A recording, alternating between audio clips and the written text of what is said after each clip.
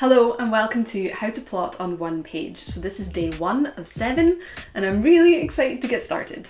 If you don't already know me, my name is Rachel Stephen, novelist, YouTuber, Rule and Hell Bitch, and I specialise in helping writers with their plots because I am a fucking nerd for narrative structure. So you might have already heard people speak about how many basic plots there are. You might have heard 7, you might have heard 8. You could probably find a number of people arguing for all different sorts of numbers. But in my opinion, there are only 2 kinds of plot. 2 basic plots, infinite possible stories. So what are these 2 kinds? Well, you have stories with happy endings, where the protagonist succeeds and the antagonist fails. And you have stories with sad endings, where the antagonist succeeds and the protagonist fails. Comedies and tragedies in the original sense of the word, so you're talking about Shakespearean or Greek comedies and tragedies. Today, a comedic story means a humorous story, and often comedic plots do have humour in them, but at the core, a comedic plot is one that ends in victory and success. Traditionally, in old mythic traditions, they often ended with a marriage. Tragedies, on the other hand, are at their core about flawed people getting themselves into bad situations, and in older mythic stories, this often ended with death. But protagonists and antagonists are not the same thing as heroes and villains. Yes, heroes or heroic characters have tended to be the protagonists of comedy stories, and villains have tended to be the protagonists of tragedies. But having a character that's morally good doesn't necessarily mean that they're the protagonist of the story, and having a character who's morally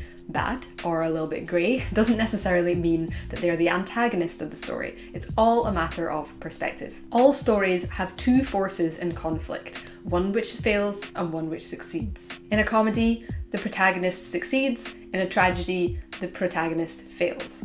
But all the rest is gravy. Your protagonist doesn't have to look like a strapping blonde hero, and your antagonist doesnn't have to be a moustache-twirling villain. The protagonist is merely the character that you, the author, the writer, the narrator, has chosen to focus on, to side with, to follow, the one that the readers have been asked to root for, above all the other characters. So you can have protagonists which embody the tropes of villainy. Some examples of that might be Gru from Despicable Me, Megamind, the Beast from Beauty and the Beast, Dexter from the show Dexter. These are characters who are villains, who are monsters, who are serial killers, but because they have become the protagonist of this story, we see their lives through their eyes, and we are asked to root for them. Conversely, characters embodying the tropes of traditional heroism can be the antagonist of your story. So some examples of that would be Eli Ever from the novel Vicious, Gaston from Beauty and the Beast, Prince Charming from Shrek. I just realised I should have put Shrek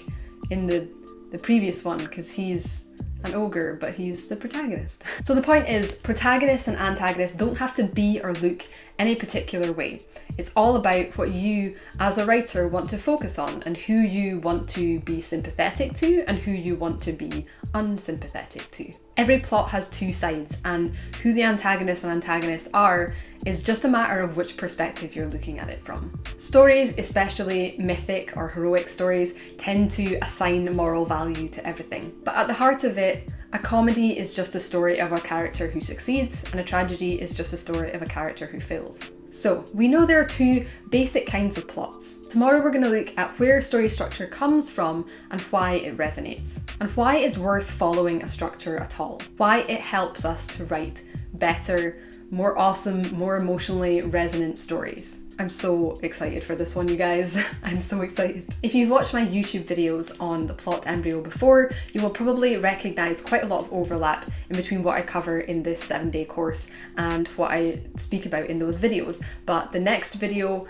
is basically brand new, and it's one of my favourite things about the plot embryo, and it just like opens it all out beyond storytelling, and I'm incredibly excited to share it with you. So stay tuned.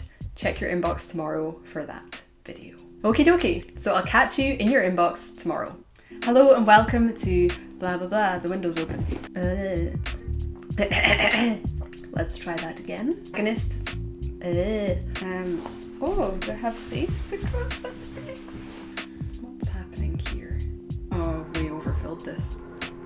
Bum ba da dum bum bum bum.